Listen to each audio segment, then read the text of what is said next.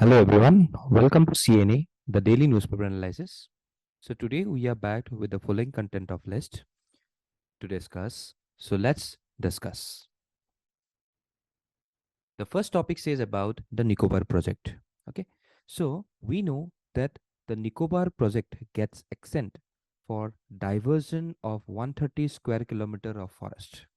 ठीक है, तो यहाँ पे ये न्यूज में है क्योंकि recently the union ministry of forest environment and climate change has granted a principal clearance for the diversion of 130 square kilometer of forest in the Great Nicobar Island for the mega project coming into prominence.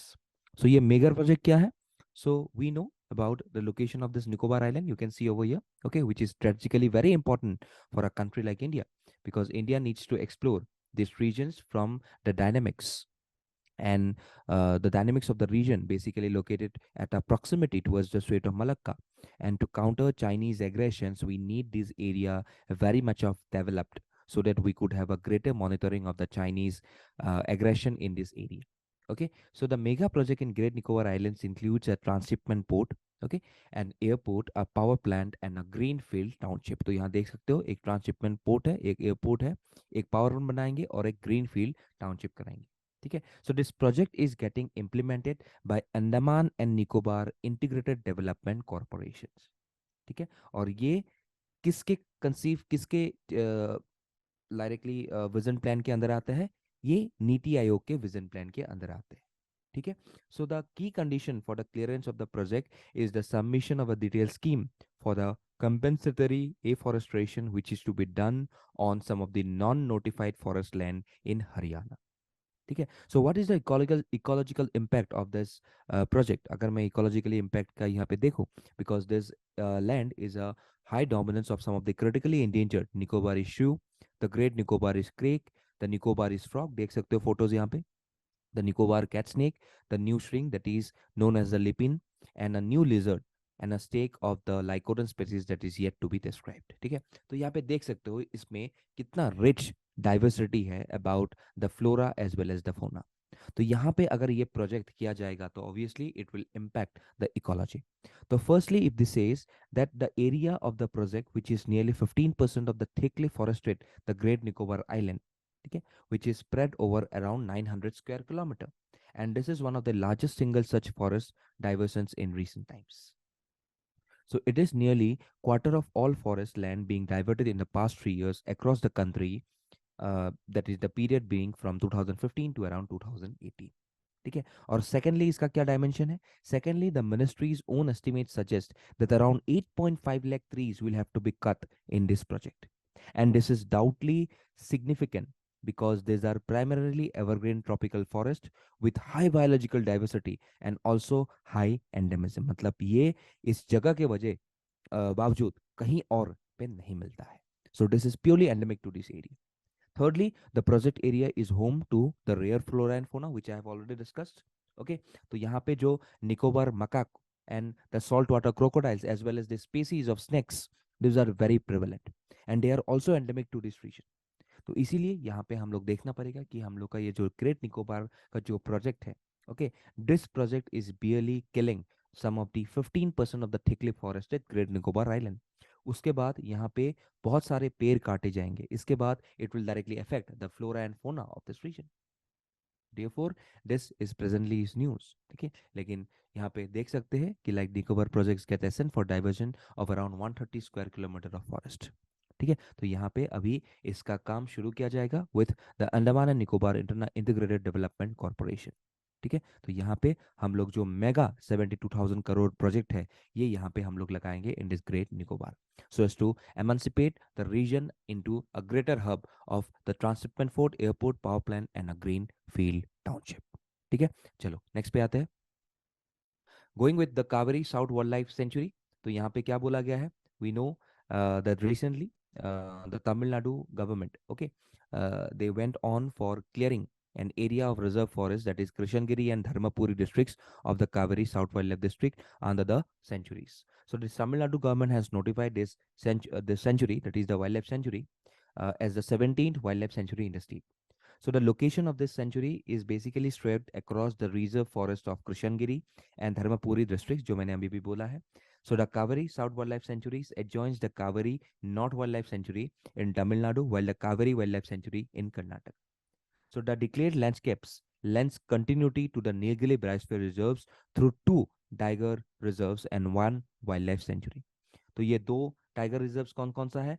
एक है जो BRT tiger reserve, that is the tiger reserves in Karnataka, जो हम लोग बोलते हैं Bannerghatta. Then we could see about the Sathyamangalam tiger reserve of Tamil Nadu. तो ये दो टाइगर रिजर्व्स के बीच में से ये गुजरती है. And one wild life sanctuary which is basically located in Maharashtra, basically the tiger reserve, the wild life sanctuary of the मलाई. ओके, तो यहाँ पे जो मलाई महादेश्वर वाइल्ड लाइफ सेंचुरी है और जो बंदरघट्टा और सट्टेमंगलम तमिलनाडु और कर्नाटका में टाइगर रिजर्व्स है, तो ये यहाँ पे इसके अंदर आ जाएंगे. Okay, so the state government notified the sanctuary under Section 26A of the Wildlife Protection Act of 1972. So this sanctuary is very much rich and supports for over 35 species of mammals and around 230 species of birds. So we can find a wide many number of fauna, be it the turtles, be it the otters, be it the crocodiles. Okay, ये सब हम लोग को यहाँ पे देखने को मिलता है. ठीक है. So also this area is a very good habitat of the elephants. ठीक है. तो century also comprises two elephant corridors. तो ये two elephant corridors क्या क्या है यहाँ पे? So the two elephant corridors named being the Nandi Mangalam Ulibanda corridor and the Kovaipalam Anebidhala corridor. तो ये दो कॉरिडोर है basically the elephant habitat where we could see that a maximum number of elephants are basically having their endemic to this region. तो ये एक बहुत important news है about the 17th wildlife sanctuary that has been declared recently by the Tamil Nadu government, and even the chief minister is very happy to announce this as a prior wildlife sanctuary which is said to be the Kaveri South Wildlife Sanctuary. Okay, चलो next पे आते हैं Garuda air exercise. So we know about the Garuda exercise is basically performed between the air forces of India and France. So we could see recently at Air Force Station in Jodhpur.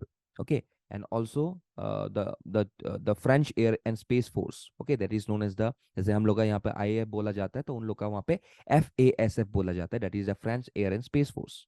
Okay, so these two countries are bilaterally doing some of the exercise in the Jodhpur airbase. तो यहाँ से हम लोग जानते हैं कि ये गारुडा 7 version है. Okay, so this is directly the 7th version of this Garuda exercise which was held from October 26 to even November 12. ठीक है. तो this FASF is taking part in the exercise with a troop of around 220 people on one 8 330 multi-role tanker transport aircraft and 4 Rafale fighter aircraft. Okay, so what are the key points associated with this IAF, with this Garuda exercises? So this IAF is taking part with its fighter aircraft, including the Sukhoi 30 MKI, Rafale LCA Tejas, and Jaguar. Okay, as well as some of the helicopters, which are basically the light combat helicopters, which are even the Mi-17. So these combat enabling assets, including all such number of activities, be it flight refueling aircraft, will also be a part of this contingent. So the collaborative exercise will give both nations a platform to improve operational capacity and interoperability, while also exchanging best practices amongst these two forces. Okay, so today we know that this bilateral exercise is currently going with the 7th edition, and at the Air Force stations at Gwalior, Kalaikunda, and Jodhpur, the 1st, 3rd, and the 5th editions were held in India, basically during the time period of 2003, 6, and 40. So in the France, we could see about the 2nd, 4th, and the 6th edition took place, that is 2005, 2010, and 2019. Okay, so this participation of these two forces will foster the professional engagement, experience sharing, and the improvement of operational knowledge in addition to the fostering bilateral ties between the two nations. तो यहाँ पे देख सकते हो Indian air force chief V R Chaudhari ji और यहाँ पे जो FASF चीफ है, तो ये दोनों यहाँ पे मिले हैं in this exercises. Okay, so therefore its exercises is a very good exercises taking between two friendlier countries to improve the professional engagements between two air force. ठीक है, तो यहाँ पे जानना चाहिए what is the basic categories of this. ठीक है, चलो नेक्स्ट पे आते हैं. So the CSIR NGRI early warning system. Okay, so today we know about that distinctive news because the National Geophysical Research Institute, that is the NGRI of CSIR, has begun field studies to put in place an early warning system in the Himalayan states against major and sudden floods, rock slides, landslips, glacial leg bursts, and avalanches, and to prevent the Chamoli kind of disaster in future. ठीक है, हम लोग जानते हैं चमोली में क्या हुआ था. ठीक है, such type of landslides. So what is this early warning system? It is an adaptive measure for climate change using integrated communication systems to help communities prepare for hazardous climate related events. Okay, and a successful EWS, अगर हम लोग को एक जल्दी से एक बेहतर EWS मिल जाता है, then it saves lives and jobs, land and infrastructures and supports even long term sustainability, obviously saving the planning and saving the money in the long run and protecting economies. So now the CSIR associated with this NGRI, okay, identified few locations in the higher reaches of Uttarakhand for the installation of the seismometers and river gauges to take the total numbers to 100 from 60 today. So the objective is to clearly monitor the river flows in specific areas along the catchments to detect any sudden rise in the water levels or flooding threshold can which leads to the formation of a hazard. So this instrument will help scientists to take cognizance of the vibrations or noise recorded by the seismometers, which needs not to be due earthquakes, but can also be because of vehicular traffic, animal movement, rain, river flows, and so on. Okay, so these instruments are also crucial for the safety of the largest infrastructural projects, basically the hydroelectricity projects, power plants in this region. So culturally, the scientists are able to detect and access a flow of around 30 to 40 kilometers away, since the seismic wave is faster than the flow, and hence the advance warning comes at least half an hour before.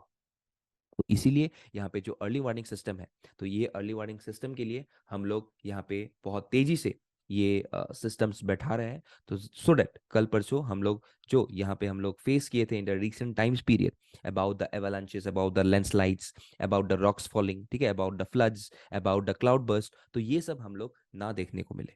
ठीक है, तो इसीलिए हम लोग को यहाँ पे future थोड़ा इन इन पूरे एरियाज को जो हिमालयन स्टेट्स है हम लोग को इन सबको बचाने के लिए we have to immediately go for the upliftment of this ECI, that is the the EWS, that is the early warning system. ठीक है, तो यहाँ पे आते हैं about this things. Then nextly companies engage in toxic cover up, तो यहाँ पे recently UN chief, okay, Antonio Guterres, so he said that there will be zero tolerance for greenwashing or falsification of carbon emissions reports by companies, financial institutions, cities, regions, and other non-state actors. तो यहाँ पे green warming के बारे में बोला गया है. तो what is this green washing? So green washing is directly the process of conveying a false impression or misleading information about how a company's products are environmentally sound. तो इसको बोलते हैं green washing. And it involves making an unsubstantiated claim to deceive consumers into believing that a company's products are environmentally friendly or have a greater positive environmental impact than is true. So what are the examples of this greenwashing? See, the developed countries today are often accused of greenwashing their normal business investments. Okay, they often highlight the climate co-benefits of these financial flows. So the Volkswagen scandal was also a case of greenwashing. In the scandal, the German car company was found to have been cheating in emissions testing of its supposedly green diesel vehicles. तो ये एक बहुत important case था जो कि world famous बन गया था.